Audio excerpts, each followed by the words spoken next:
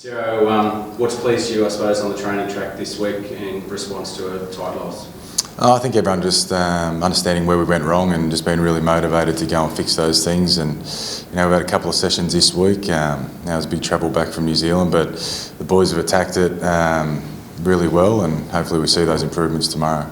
The glaring issue for mine was the 37 missed tackles. I'm sure you weren't pleased by that. How have you gone about addressing that this week? Yeah, no, that wasn't ideal, but we're a work in progress, and guys are making big inroads in that regard, and we've still got a long way to go, but that's the journey we're on, and feel like every day we come into training they're working to get better, and we'll see that on the field. What's that come down to, and how do you train to not miss tackles? Like, is it a communication thing, or is it simple getting the shoulder in, or what do you do as coach?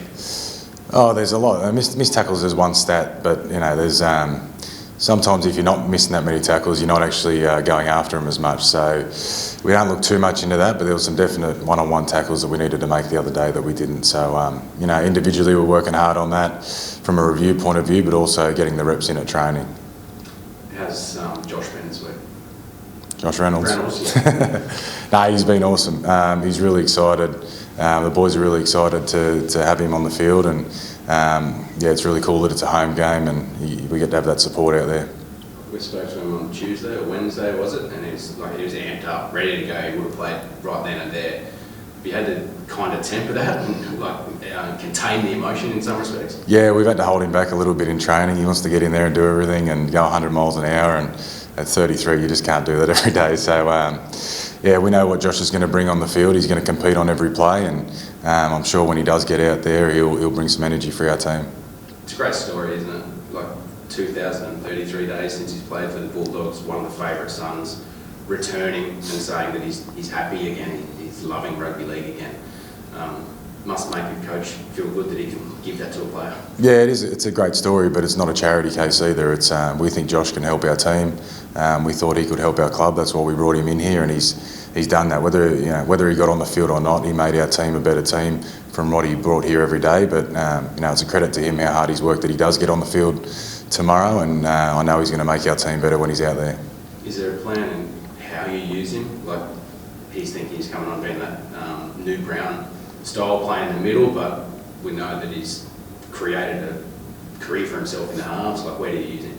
Yeah, he's obviously got that utility value, and if there's any injuries he can cover a number of positions, but we are looking for him to bring some energy around the middle, and we're short on middles at the moment. He's put his hand up to do that role, and I'm really confident that he can do a good job at it. So wherever he gets on the field tomorrow, we know what Josh Reynolds brings. He competes, he brings energy, he's enthusiastic, so we're excited to see that come out. Cowboys got a few missing down on troops, but they're still a dangerous prospect. Yeah, they are. They got some missing, we got some missing, but we know what their strengths are and what they're good at. They got probably one of the best forwards in the world. They've got a highly experienced halfback and some really good young players that challenge you on every play. So we need to be better again this week. Feel like we've stepped up every week in a lot of areas, but we're going to have to go to another level tomorrow. Was last week almost not a reality check, but along those lines after two pretty good wins?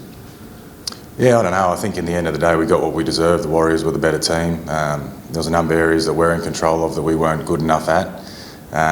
But I thought we showed a heap of grit to stay in that game. The people we were missing, we probably had 3 players there that shouldn't have played last week that put their hand up to play for the team. We defended 5 sets in our line a couple of times during the game. I thought it was a really gritty performance, but at times not where it needed to be. So we're learning from that. I thought even though we lost the game on the weekend, I thought it was better than the win we had the week before in terms of a performance and what we're looking for. So that's pleasing, but I'd like to see it go up again tomorrow. Last of all, can you give us an update on Tavita? Where's he at? He's probably 2 weeks away, Tavita. I haven't seen him work as this hard his whole career, so he's working hard behind the scenes on a number of different areas, and he'll join the team for full training next week, and hopefully be back for the week after that. There's going to be a good bit of mungle to the back. Yeah, we're missing Tavita. We know what he can bring to the team. He's working really hard on his mindset away from the field as well, so he can be really consistent for us, and I'm excited about when he gets on the field, but we've got 17 guys ready to go tomorrow that have got a job to do, so we'll get that done first.